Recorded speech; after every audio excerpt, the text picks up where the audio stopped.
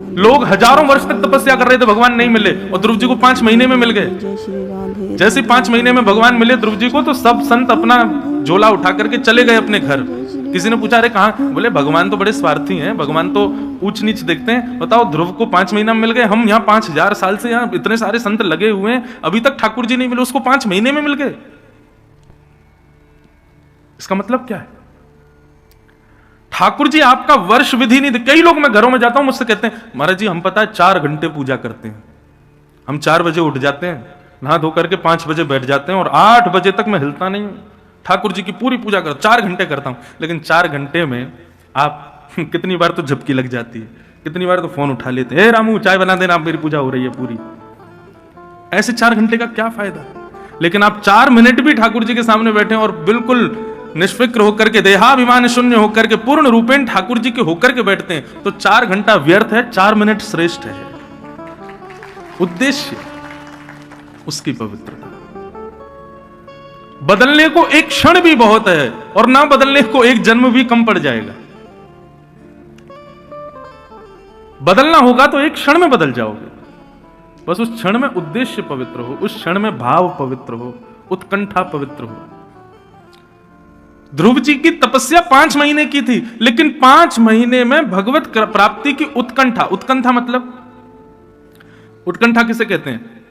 उत्कंठा मतलब जैसे आप संसारी वस्तु को प्राप्त करने के लिए लगन लगाते हो, लगे रहते हो, मुझे आईफोन चाहिए चाहिए, कितने का मिलेगा? बोले इतने का मिलेगा, इसके लिए चाहे मुझे जो कुछ करना पड़े। माता पिता लोभ देते हैं बालक को, इतने % मार्क्स लाएगा तुझे मैं आईफोन दूंगा। तो बालक अपने भविष्य को केंद्र में नहीं रखता, आईफोन को केंद्र में रखता है और पढ़ता है, और अच्छे मार्क्स लाता है तो माता पिता उसको देते हैं। ऐसे ही बंधु, हर क्रिया के लक्ष्य में श्री कृष्ण, यह उद्देश्य की पवित्रता है। लोग वृंदावन भी आ रहे हैं ना, तो उनका उद्देश्य पवित्र नहीं है। उनका उद्देश्य वहां भी पुण्य की प्राप्ति, और क्षमा करें हाथ जोड़ के प्रार्थना।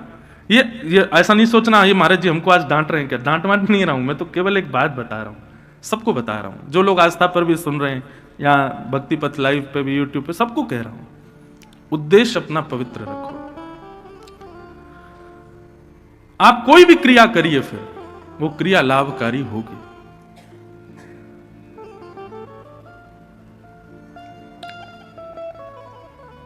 पांच 5000 वर्ष की तपस्या से ठाकुर जी नहीं मिले, 5 महीने की तपस्या में ठाकुर जी प्रकट हो गए। क्यों? क्योंकि ध्रुव की तपस्या में उत्कंठा बहुत थी, तड़प बहुत थी ठाकुर जी से मिलने की। स्वामी विवेकानंद ने पूज्य श्री रामकृष्ण परमहंस जी से जाकर के कहा, मुझे भगवान से मिलाओ। रामकृष्ण परमहंस बोले 100 माला करके आओ, भगवान मिलेंगे। स्वामी विवेकानंद जल्दी जल्दी 100 माला करके आ गए। बोले गुरुजी 100 माला हो गई, भगवान नहीं मिले मुझे। बोले 1000 माला करो फिर मिलेंगे। 1000 माला जल्दी जल्दी कर दी, बोले भगवान नहीं मिले। बोले सुनो 5000 माला करो। 2-3 दिन तक लगे रहे महाराज, स्वामी विवेकानंद भगवान मिलेंगे, भगवान। 5000 माला हो गई, नहीं मिले। गुरु जी आप बता नहीं रहे भगवान कैसे मिलेंगे। रामकृष्ण परमहंस लेकर के गए गंगा के तट पर और कहा वस्त्र उतारो, डुबकी लगाओ। बोले क्यों? बोले भगवान से मिलवाता हूं तुमको। जैसे डुबकी लगाई तो विवेकानंद जी का सर डुबो दिया रामकृष्ण परमहंस ने। जैसे ही सर डुबोया तो छटपटाने लगे, व्याकुल हो गए। थोड़ी देर में जब हाथ हटाया तो बाहर आए, श्वास लेने लगे, पानी वानी पी गए थे, खांसने लगे। बोले गुरुजी आपने क्या किया? मेरा सर क्यों डुबा दिया आपने? आपको पता है मुझे श्वास नहीं आ रही थी, मैं मरने वाला था, थोड़ी देर आप हाथ नहीं हटाते मेरे प्राण निकल जाते। रामकृष्ण परमहंस बोले तुम क्यों छटपटा रहे थे भीतर, किस चीज की कमी लग रही थी? बोले श्वास की कमी लग रही थी। बोले ऐसी छटपटाहट जब कृष्ण की प्राप्ति के लिए होगी तब ठाकुर जी मिलेंगे। जैसी छटपटाहट तुमको वायु के लिए, जैसी छटपटाहट हम आप सबको भोजन की, जैसी छटपटाहट व्हाट्सएप खोलने की, फेसबुक चलाने की, फोटो खिंचाने की, अरे कुछ नहीं करना, ये छटपटाहट हमारे अंदर है, लेकिन है किसके लिए? सांसारिक भावों के लिए। वही छटपटाहट, वही व्याकुलता, वही स्थिति यदि ठाकुर जी के लिए हो जाए तो उद्देश्य पवित्र है। यहां पर बैठे आप सब में अधिकतर, ठीक है सबका होगा भाव, लेकिन किसी का यह भाव नहीं होगा कि 6 दिन के इस भागवत के प्रसंग में मुझे ठाकुर जी के प्रत्यक्ष दर्शन हो जाएं। ऐसे भाव से कोई बैठा है? नहीं बैठे तो अब बैठो। वृंदावन है भैया, यहां आप कथा सुनने आ गए हो, ये बहुत बड़ी श्री जी की कृपा है आपके ऊपर। मैं भी सुना रहा हूं, ये भी मेरे, हम कथा वक्ता जरूर हैं लेकिन वृंदावन में ही कथा नहीं कह पाते, सब जगह कहते हैं तो वृंदावन में कहने का अवसर मिल रहा है, तो मुझ पर भी कृपा है श्री जी की, आप पर भी कृपा है कि आप बैठे हो। बस अपना उद्देश्य पवित्र कर लो कि हम कथा सुने और जब जाएं यहां से, कभी निधिवन जाएं, सेवा कुंज जाएं, बिहारी जी जाएं, राधा वल्लभ राधा रमण जाएं, जहां भी जाएं, कभी ऐसी कृपा हो, छटपटाहट ऐसी रहे कि अब जो आगे गली आएगी उसमें मुड़ते ही हमको कहीं श्याम सुंदर दिख जाए। अब हम जैसे आगे जाएंगे तो वहां हमको कहीं ठाकुर जी के दर्शन हो जाएं। अब जैसे हम ये रिक्शा से उतरे तो वहां श्री जी की कोई झलक दिख जाए। ऐसी छटपटाहट, ऐसी उत्कंठा हृदय में होनी चाहिए वृंदावन आए हो तो। उद्देश्य पवित्र रखो बंधु। श्रीमद् भागवत, मैं आपके सामने खुली बात कहूं, मैं कथाओं में भी कहता हूं, आप यदि धर्म अर्थ काम मोक्ष या सांसारिक किसी कामना से कथा सुन रहे हैं, करा रहे हैं, आपकी वो कामना कभी पूरी नहीं होगी। श्रीमद् भागवत से केवल एक कामना रखो, और वो क्या है? इस त्रिभंग ललित श्याम सुंदर हमें प्राप्त हो जाए, बस और कुछ नहीं चाहिए। निश्चित मानिएगा, हमारी बात पर विश्वास कर लीजिएगा, अन्य भाव आपके पूर्ण नहीं होंगे, लेकिन ठाकुर जी की प्राप्ति के लिए आपने एक कथा भी यदि श्रवण की तत्परता से, तो 7 दिन के अंदर ठाकुर जी की एक झांकी कहीं ना कहीं दिख जरूर जाएगी। और बता दें कैसे दिखेगी। सबसे पहले ठाकुर जी जब मन बनाते हैं किसी से मिलने का, तो स्वप्न में आते हैं। सबसे पहले स्वप्न में दर्शन होता है ठाकुर जी का। स्वप्न में ठाकुर जी दिख जाएं, किसी से शेयर नहीं करना, किसी को बताना नहीं, कुछ नहीं, बस अपने हृदय में ही रखो, प्रसन्न हो जाना। हाँ, ठाकुर जी स्वप्न में आ गए, इसका मतलब ठाकुर जी हमको चुन चुके हैं मिलने के लिए। अब हमको और प्रयास करना है कि बस इस स्वप्न के ठाकुर जी प्रत्यक्ष आ जाएं। स्वप्न दर्शन के बाद अनुभव होगा, अनुभूति होगी, ऐसा लगेगा कि यहां ठाकुर जी हैं, यहां ठाकुर जी हैं। कोई पत्थर देखोगे उसकी आकृति में ठाकुर जी, बादल देखोगे तो उसकी आकृति में ठाकुर जी। हम हवाई जहाज में जब बैठते हैं तो खिड़की वाली सीट पे ही बैठता हूं, तो हमारे पंडित जी बोलते हैं, महाराज जी आप 5000 बार बैठ चुके हो, फिर भी खिड़की पे ही क्यों बैठते हो? मैंने कहा मैं बादलों की आकृति देखता हूं, कभी कभी ठाकुर जी दिख जाते हैं। उस आकृति में कभी कभी ऐसा लगता है शाम शाम कहीं दिख जाएं, इसलिए खिड़की की तरफ बैठता हूं कि आकृतियां वो देखता रहूं। हमारी हर स्थिति, हर भाव ऐसे हो जाए बंधुओं कि नकारात्मकता कहीं ना रहे। घर से निकलते ही छींकते हैं तो लोग पानी देते, पानी पियो, अशुभ है। नहीं, वैष्णवों के लिए कुछ अशुभ नहीं होता। जिसके चित्त में ठाकुर जी हैं उसके लिए सब चीज भावुक है, सब चीज अच्छी है। मीराबाई ने ब्याह के बाद कभी श्रृंगार नहीं किया, एक दिन श्रृंगार करके आई, परम सुंदर श्रृंगार किया, और उसी दिन उनके पति की मृत्यु हो गई। लोग कहने लगे ये अशुभ है, आज श्रृंगार किया तो आज पति नहीं प्राण त्याग दी। पर नहीं, वैष्णव की कोई भी क्रिया अशुभ नहीं होती। सांसारिक व्यक्ति की हर क्रिया में भय बना रहता है, कुछ गड़बड़ी ना हो जाए, कुछ अशुभ ना हो जाए, कुछ गलत ना हो जाए। वैष्णव की कोई क्रिया गलत नहीं होती, उसकी हर क्रिया में सकारात्मकता होती है। इसलिए भैया और कोई उद्देश्य मत रखो, श्रीमद् भागवत जी से एक ही चीज मांगो कि बस हमको ठाकुर जी मिल जाए। 2024 का एक ही प्रण ले लो, आप कहीं भी जाओ, कुछ भी मांगो, कुछ भी करो, जो भी आपके मन में है। पर अब 2024 में हमारी कई एक बात मानना, किसी भी तीर्थ में जाओ, धाम में जाओ, कोई अनुष्ठान कराओ, संकल्प करो, कुछ भी करो, हर जगह एक ही कामना करो, बस श्याम सुंदर हमको मिल जाए, एक बार मिल जाए, ठाकुर जी हमको एक बार दर्शन दे दें बस। तो स्वप्न दर्शन, फिर अनुभव दर्शन, अनुभूति होगी, आकृतियां कुछ भी होंगी, आपको दिखेगा कि नहीं ये तो ठाकुर जी हैं, ये देखो ना ऐसा लग रहा है कि श्याम सुंदर खड़े हैं, बंशी बजा रहे हैं, ऐसी आकृतियां दिखेंगी। और तीसरा होगा प्रत्यक्ष दर्शन, ठाकुर जी आके सामने खड़े ही हो जाएंगे, फिर आंखें मीड़ना, नोचना, देखना कि हाँ नहीं मैं उठा ही हुआ हूं, ठाकुर जी खड़े सामने। स्वप्न दर्शन प्रथम सिद्धि है भगवत प्राप्ति की। तो बस उद्देश्य शुद्ध रखो। श्याम सुंदर सदा हमको प्यारे रहे, हम उन्हीं के रहे, वो हमारे रहे। श्याम सुंदर सदा हमको प्यारे रहे, हम उन्हीं के रहे, वो हमारे रहे। श्याम सुंदर सदा हमको प्यारे रहे, हम उन्हीं के रहे, वो हमारे रहे। श्याम सुंदर सदा हमको प्यारे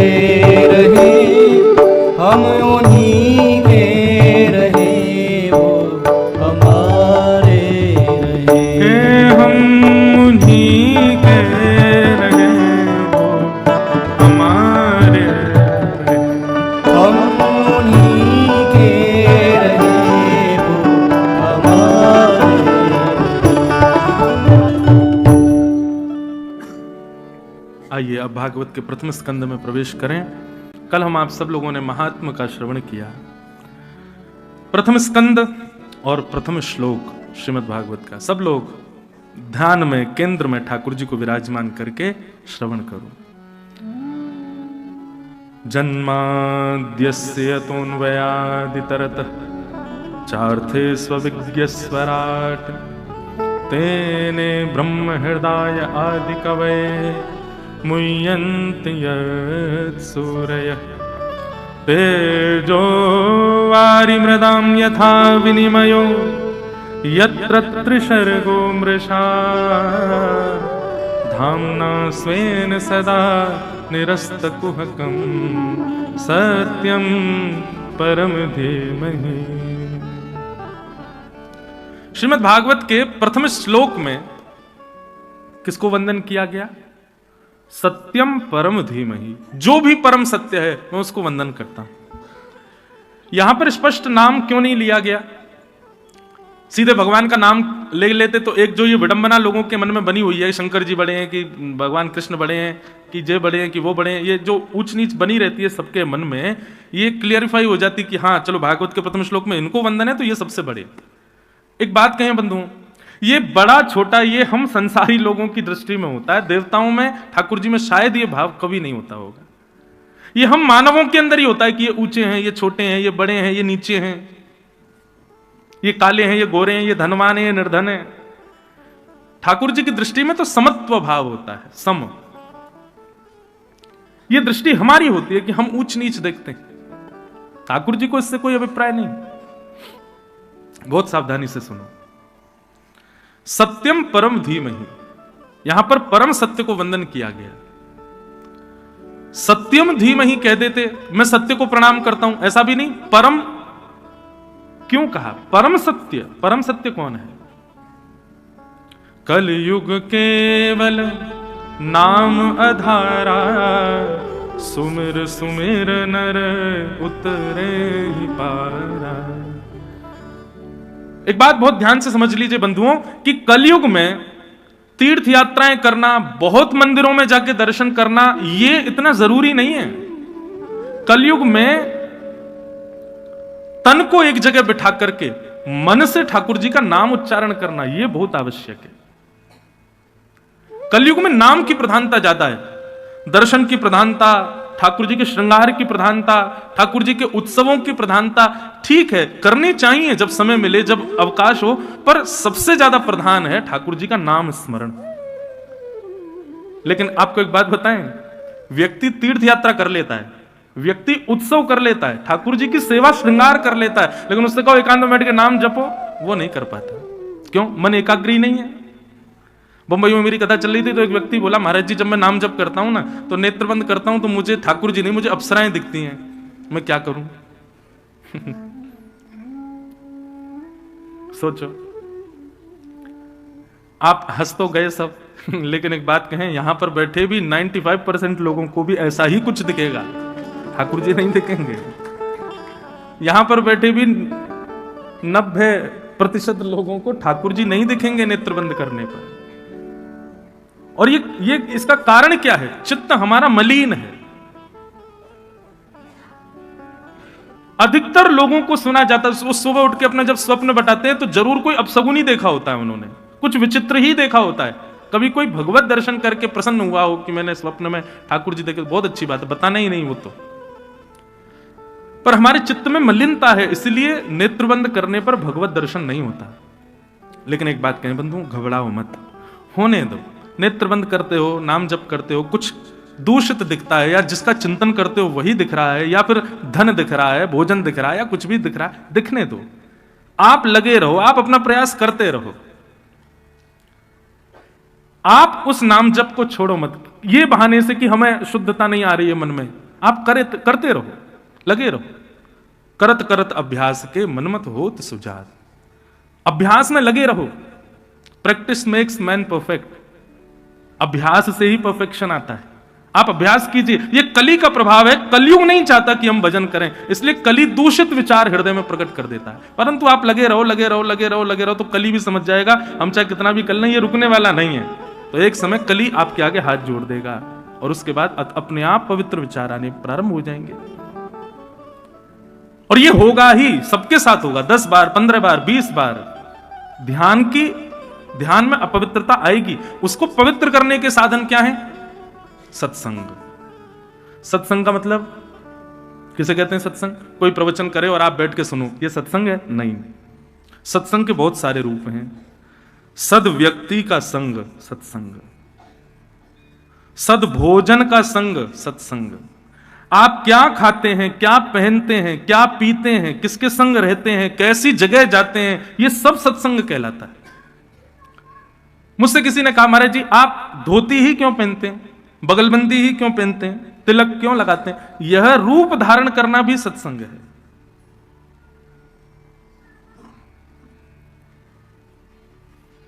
बाहर रोड पर कोई ठेले वाले ने कुछ चाट वाट बेच रहा हो, वहां आप लोग जाएंगे ना तो वो कुछ नहीं कहेगा, जैसा कहो के बना के दे देगा। लेकिन धोती पहन के बगलबंदी पर तिलक लगाए हम जाएंगे ना, तो हमसे वो 5 बार पूछेगा, महाराज जी मैं थोड़ा साफ कर दूं, मैं थोड़ा हाथ धो लूं, ये पवित्र है, शुद्ध है, कोई दिक्कत नहीं। अरे और छोड़ो, फ्लाइट में जो एरोस्टेज भोजन परोसने आती है ना, वो सबसे पूछती है वेज नॉन वेज, लेकिन हमारा रूप देख के वो नॉन वेज तो बोलती ही नहीं है।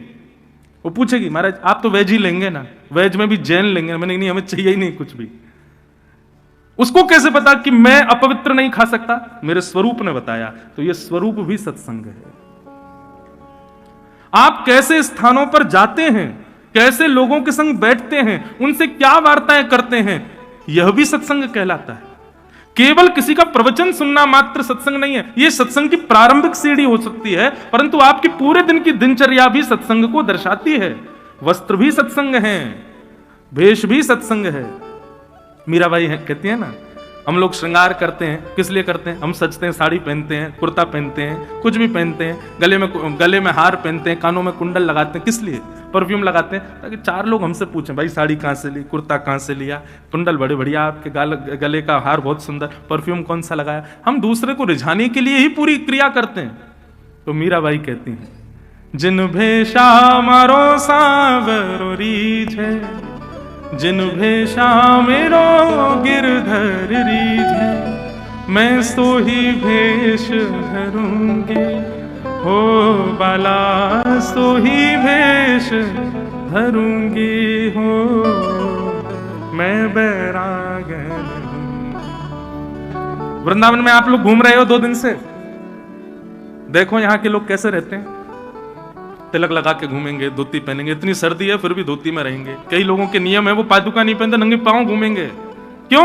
क्योंकि उनकी वेशभूषा में भी आपको रिझाना श्रेष्ठ नहीं है। वो इसीलिए ऐसे बन के घूम रहे हैं कि बिहारी जी हमसे प्रसन्न रहे। ये श्रृंगार बिहारी जी का है, ये श्रृंगार राधारमण लाल के लिए, ये श्रृंगार श्री राधा वल्लभ जी को खुश करने के लिए। संसार के लोगों को भले ही तुम्हारे तिलक से पीड़ा हो, तिलक लगाए कलकत्ता में घूमो, तिलक लगाए दिल्ली में घूमो, 4 लोग टोक देंगे, लेकिन वृंदावन में कोई नहीं टोकेगा। क्यों? वृंदावन में किया गया श्रृंगार भी ठाकुर जी की प्रसन्नता के लिए, तो वह श्रृंगार भी आपका सत्संग बन जाता है। तो मन की शुद्धता यदि चाहिए तो उसके लिए श्रृंगार हो, आहार हो, विचार हो, पहनावा हो, उठना बैठ, सबकी शुद्धता करना बहुत जरूरी है। आप कहीं भी दुकान से पैकेट खरीद के फाड़ के खा लोगे, संत क्यों नहीं खा रहा है, कोई वैष्णव क्यों नहीं खा रहा है? क्योंकि उसको पता है कि इस आहार के सेवन से मेरा मन मलिन होगा। संत महापुरुष तो अपना जल भी संग लेके चलते हैं, वो बाहर का जल भी नहीं पीते। क्यों? जल पीने से, जैसा खाओ अन्न वैसा होवे मन, जैसा होवे मन वैसे होवे विचार, जैसे होवे विचार वैसी होवे क्रिया, जैसी होवे क्रिया वैसी होवे गति। तो सत्संग का मतलब केवल किसी सद व्यक्ति को श्रवण करना ये सत्संग नहीं है, अपने आचार विचार को भी शुद्ध करना ये सत्संग है। ये सब सत्संग है। और ये जब क्रिया में आएगा, आपके आचार विचार, पहनाव उड़ाव, खान पान, ये सब शुद्ध होते चले जाएंगे। फिर लगाना आप नेत्रबंद करना, कोई अप्सरा नहीं दिखेगी, फिर तो त्रिभंग ललित श्याम सुंदरी दिखाई देंगे, फिर तो हमारी किशोरी जी दिखाई देंगे, फिर तो ललिता विशाखा ये सखियां दिखाई देंगी। भगवत रसिक जी का एक पद है, बहुत सुंदर भाव है। हमारो वृंदावन उर ओर, हमारो वृंदावन उर क्या अर्थ क्या है इसका? श्री भगवत रसिक जी कह रहे हैं कि हमारे लिए प्रकट वृंदावन नहीं है, हमारा वृंदावन तो हमारे चित्त में है, हमारे हृदय में है। बंधुओं, अप्रकट वृंदावन में ये ईंट पत्थर नहीं है, अप्रकट वृंदावन में ये सब हॉल नहीं है, ये बने हुए बड़ी बड़ी बिल्डिंगें नहीं है। अप्रकट वृंदावन, वास्तविक वृंदावन में तो चिन्मय है वो। वहां पर वृक्ष भी राधा कृष्ण है, वहां के वृक्ष वल्लरियां, वहां की कोई इमारत भी दिखे ना अप्रकट वृंदावन, वो भी श्याम सुंदर है। और वो वृंदावन कहां बसता है? वो हमारे चित्त में बसता है, हमारे मन में रहता है। हमारो वृंदावन और हमारो वृंदावन, माया काल तहाँ नहीं व्यापे, माया काल तहाँ नहीं व्यापे, जहाँ रसिक सिर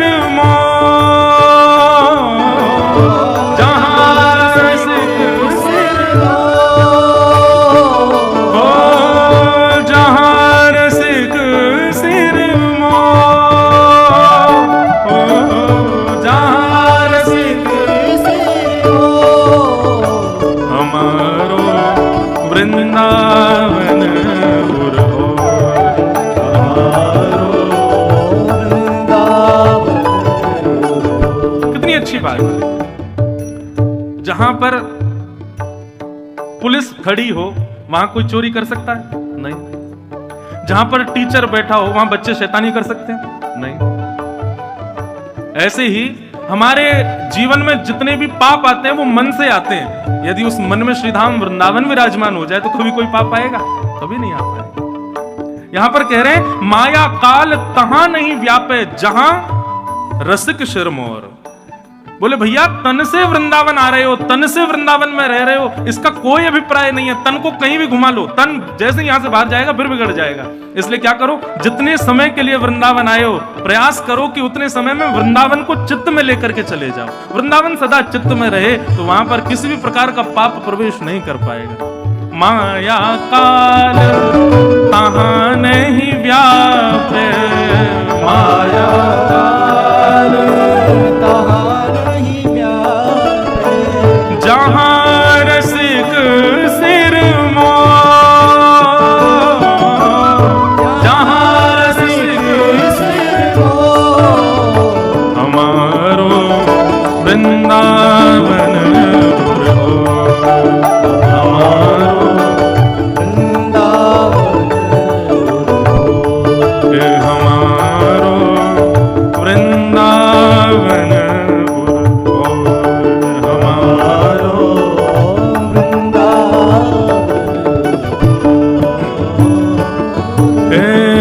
टूट जात सत असत वासना, टूट जात सत असत वासना, मन की दौड़